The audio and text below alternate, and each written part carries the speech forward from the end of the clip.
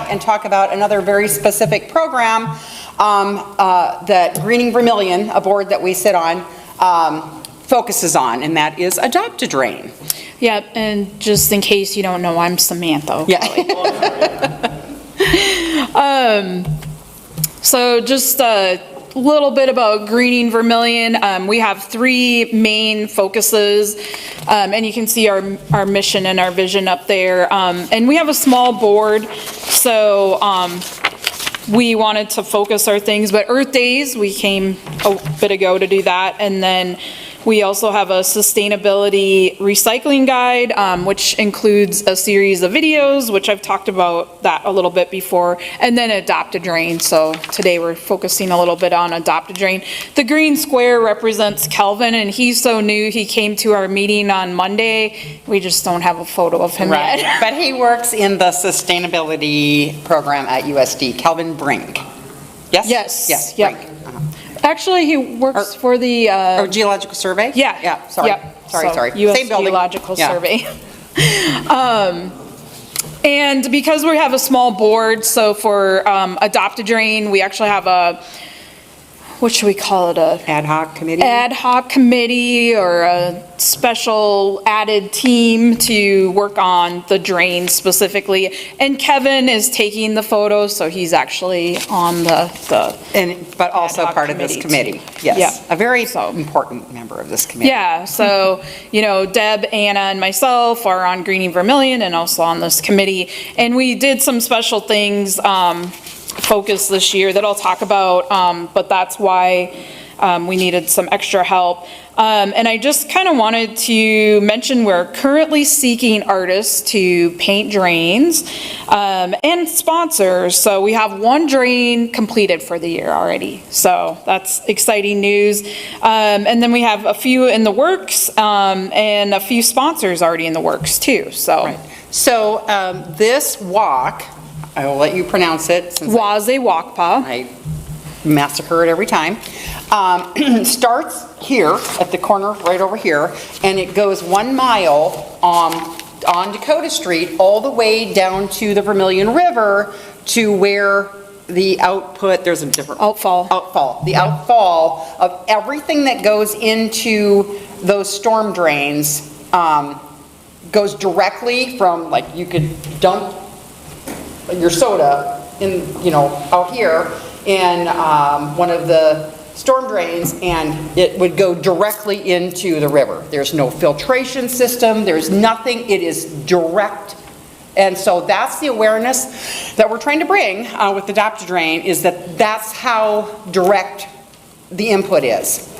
Anything that goes down, so, runoff from your lawns, whether it's chemicals, you can't just dump things down that drain because there is no filtration system. It goes directly into the river. Yeah, and just, I'll kind of flip through the slides, but they're really just photos of the art and the drains, and I have the intersection of the roads on there so you guys can kind of note where they are, and we've got nice weather, so maybe you can go out and find them. And they're also updated on our Greening Vermillion website. So you guys got QR codes there. They don't go exactly to our website, but the address of the website is on those flyers as well. So the website is pretty up to date except for our brand new drain that's painted is not on there yet. And Deb mentioned all the stormwater pollution awareness. And most of our Vermillion drains go into the Vermillion River, which eventually ends up into the Missouri River, right?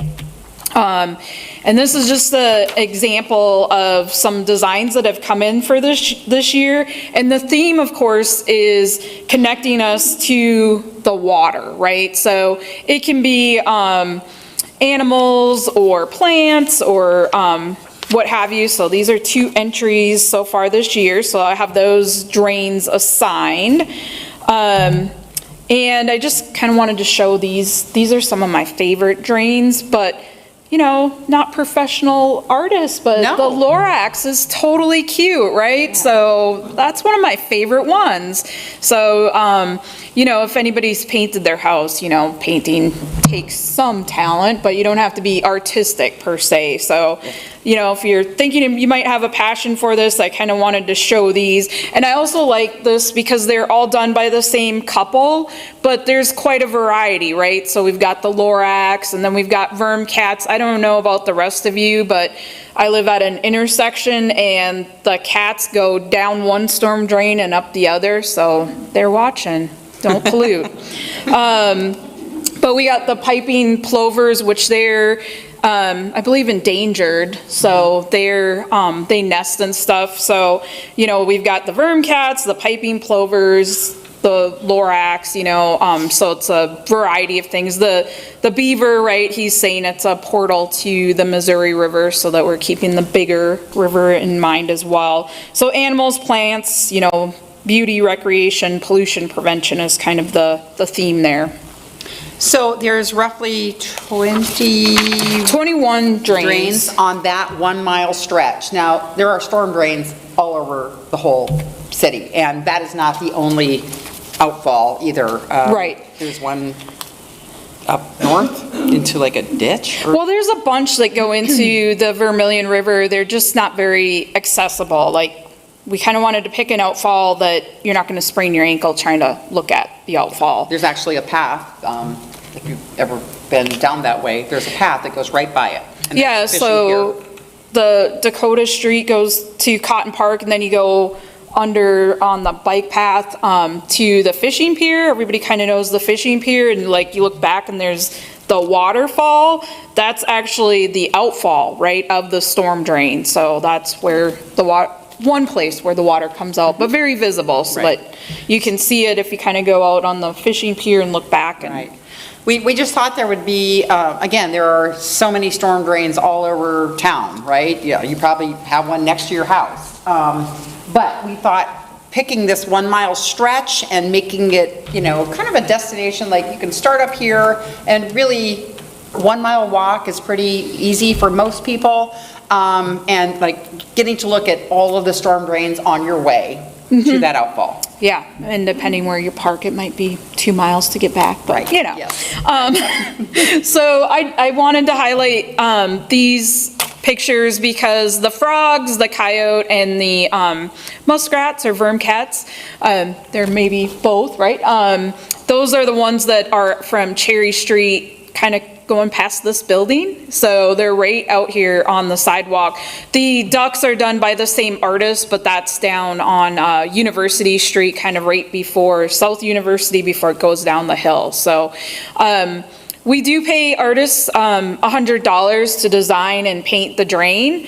And this guy, he did it as a school project. He's an art student, so we paid him $100 to do 4 drains, but he also turned it in as an assignment, right, for a public art series. So, but they're kind of cool.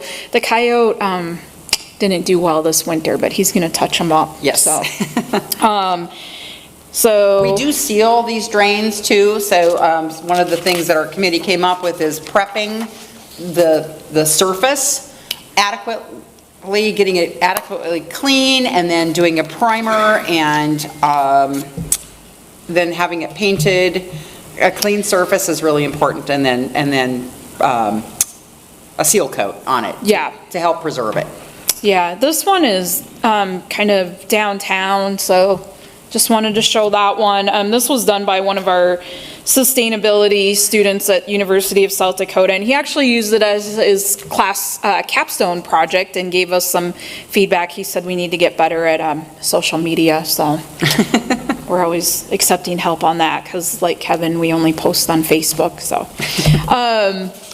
here is some preparation, just showing some volunteering, right? So artists and sponsors, but we'll always take volunteer help prepping the drains. And last year, with preparation of this drain, we brought out the power tools, and it brought it to a whole new level. People are excited about prepping drains now. So unfortunately, this drain, when we got it all nice and clean, like we were peeling the paint, the lots of layers of paint, and the aggregate was coming right out. So we actually didn't paint this drain because it probably needs to be replaced. And I talked way too long with Jose about quality of concrete and stuff. And obviously, we are very cognizant of the fact that we don't want any of what we pull off of there to go down in the drain, because then that would pollute and go right to the river. Yep. Here are some photos of touching up drains, and then sealing. I think Jeffrey Graylobe got a bunch of credit for painting the ducts, but he really just sealed it, so he's kind of embarrassed about that. But nonetheless, there's always those things that need to be done too. And the idea is sealing it, that it, won't wash away the paint and that kind of thing. So we're experimenting with that because our water-based sealer doesn't seem to be holding up to the elements very well. And here's the map of the Wazay-Wakpa Walk with the outfall that we're kind of highlighting. So if you've ever been through the bike trail down by Cotton Park, that's the outfall we're talking about. And Wazay-Wakpa, who knows what Wazay-Wakpa means? I know we already had our trivia quiz, but any ideas? So our Lakota, I heard water. What do you guys think? So it means red stream. And then got translated into French, Vermillion, and then we translated it into English and spelled it wrong. So there you go. And the red line is kind of where the drains we already have assigned. It looks like halfway, but there's actually a lot more drains to be assigned. And we're skipping Clark Street because that's going to get some utility work done. So we'll skip that for this year. But yeah, so we're kind of already to the Wazay-Wakpa sign on Main Street. And then there's a bunch down the hill as well to get assigned. And so from this stretch, it's on, if you're heading south, it's on your left. And then at that spot is where it crosses over and goes on the right side. At the sign, so then, and because there's no sidewalk down the other side, down Dakota Street, right? So, all right, just want to make sure and we kind of thought it would be fun to have the walk, and kind of my next step, or our next step, is a lesson plan. So I'm thinking, like Rotary, like maybe you want to have a walk to celebrate the Wazay-Wakpa Walk, and then there'll be kind of a discussion about what happens to stormwater and that kind of thing, and it'll be on the Greening Vermillion website, and it's like, kindergarten through all ages, sort of a little lesson plan talking about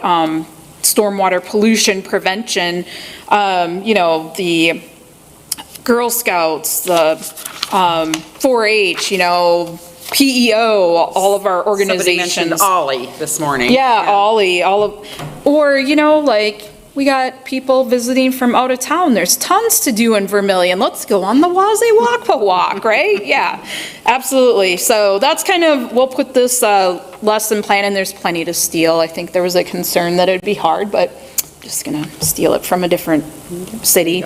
And we'll put that on our website for the community to use on that walk.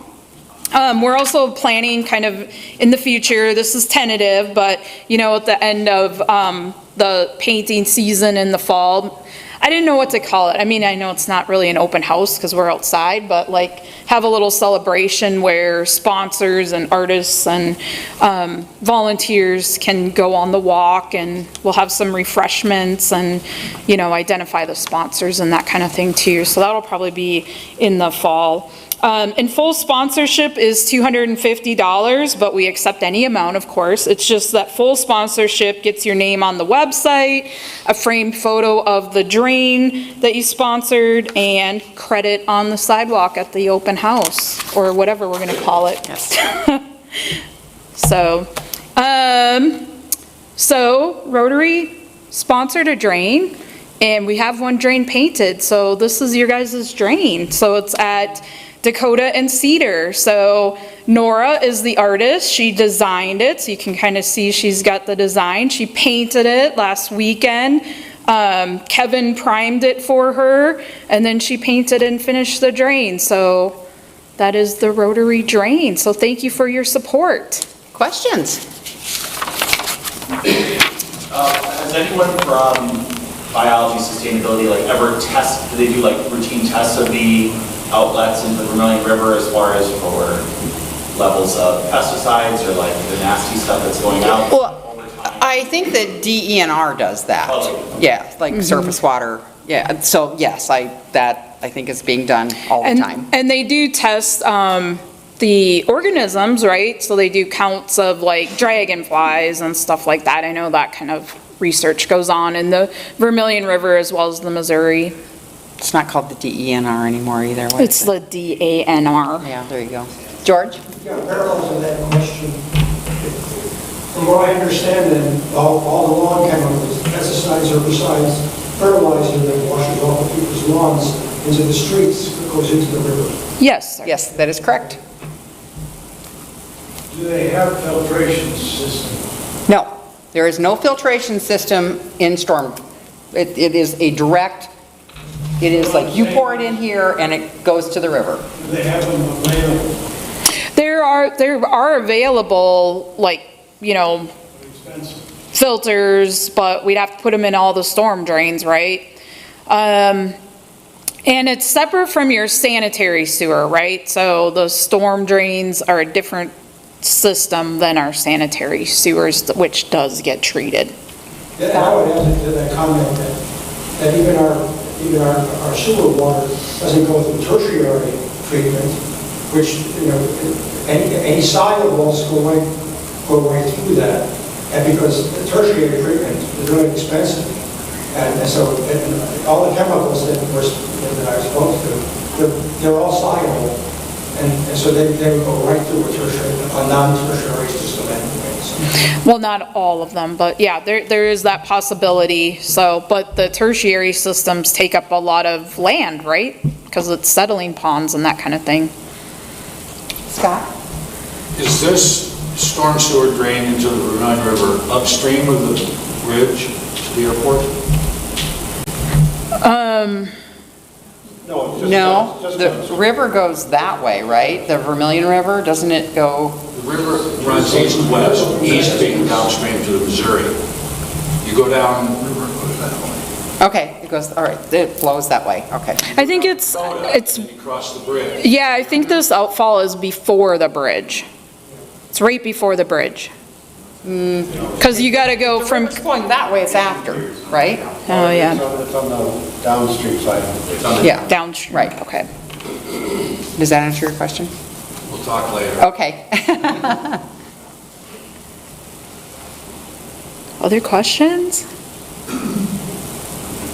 So do you have plans for after this Plaza Walkable Walk to do other stuff? You said we have thousands of storm drains in the city. What's your plans for the year after?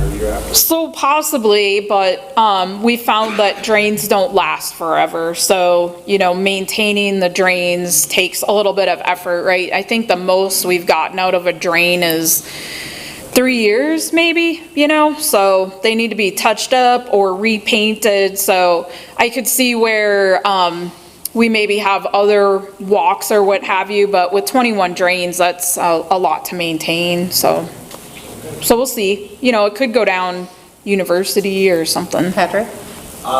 So these are the right of way, right? And so you just go to the city for permission to paint these, or what's? You can just come to, we have permission from the city, we've talked to Jose, they're very accommodating.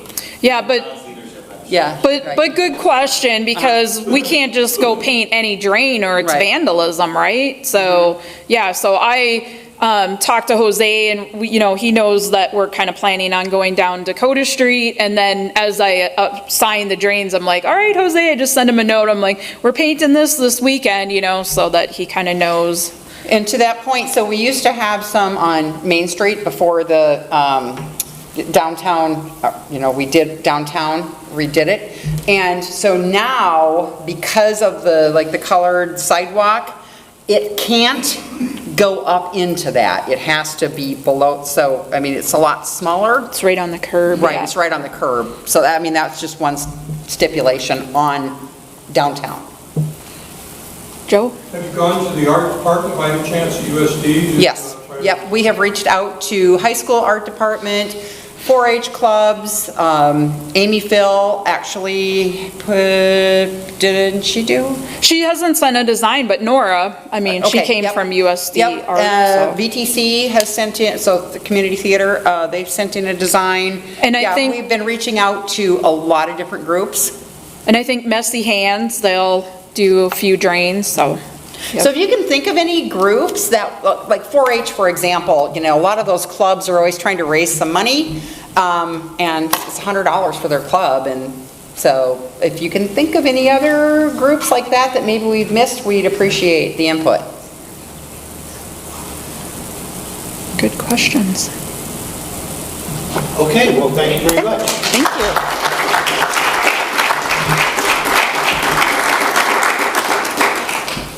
Well, between our murals and our storm drains, we are going to be an arty city. That's great. Thank you very much. And as far as I know, there is no testing of our particular outfall. They do test the river at various locations, but they primarily test it for things like E. coli, total nitrate levels, that sort of thing. Our outfall from this walk is primarily, right now, the outfall from the new health building on campus that's got that weird heating and cooling system that is running water. All right, well, we have a few minutes to socialize, or if you have to run to class, that's great, but otherwise, I'll wrap things up by thanking our guests. Thank you, Deb. Thank you, Samantha, for coming. Welcome, Chris. You found, did somebody find you a pen? Okay, all right, good. Well, let's have a 50-50 drawing.